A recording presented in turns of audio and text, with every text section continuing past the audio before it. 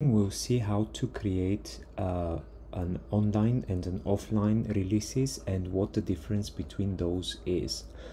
To access your release option, you have to enter your group and then go to deploy. Under the deploy tab, you will see the last two options, which are the release offline app. Here is where we release the APK or the browser release, the PWA.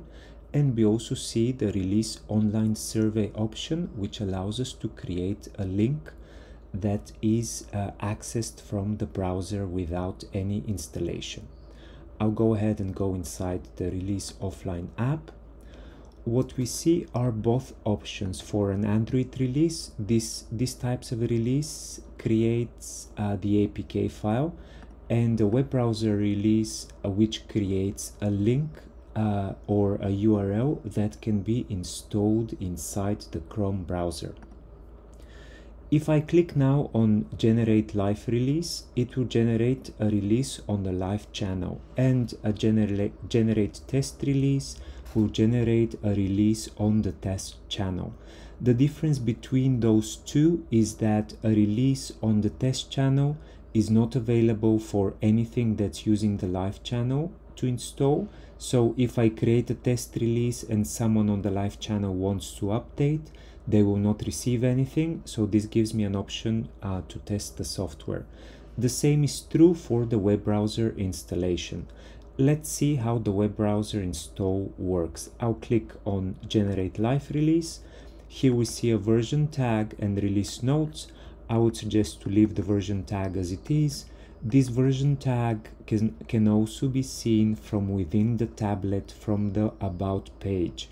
So the version tag is a very good indication for you to know when the tablet was actually updated and if it was updated. I'll leave it as it is. I click the release PWA.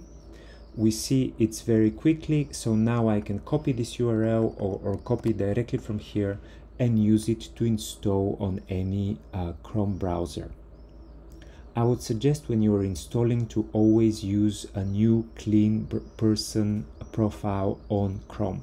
I'll go back to releases. Now let's see what happens if I release a live or a test Android APK installation. The same screen comes to us where I can specify a version tag or just leave it as it is, and we click release APK. This process takes a little bit longer. It can take a couple of minutes, maybe more. It depends on server load. Just bear with the process. Do not mouse away and then create another release, because this is a very resource consuming. I'm going to pause the recording for a moment, and here we can see what's actually happening. We see the APK is ready, and the next thing that we see is a URL that I can download. If I click it, it will get the file prompt, so I can download this file. You can also copy the link address and distribute to all of your tablets. This is then we'll look at how to install this APK in a separate section. So if I want to do an online release, when I go to the online release, I first see a listing of everything that's published. What do we see here? A button to unpublish and the actual link. If I click on this link, it will take me to the form. And let's say I want to publish this simplified EGRA instrument. First, what I see is that it was published at some point, but it's no longer published. I click the button next to that form. We see a confirmation survey was published, and if I scroll up, we will see that survey in the published section. If I want to launch it, I click the link or copy and send the link to other people. The online survey is not does not require an installation, and it can be run directly from the link, and the data will be saved in your database. To unpublish, once you're done with the data collection, I click the unpublish link and the survey disappears.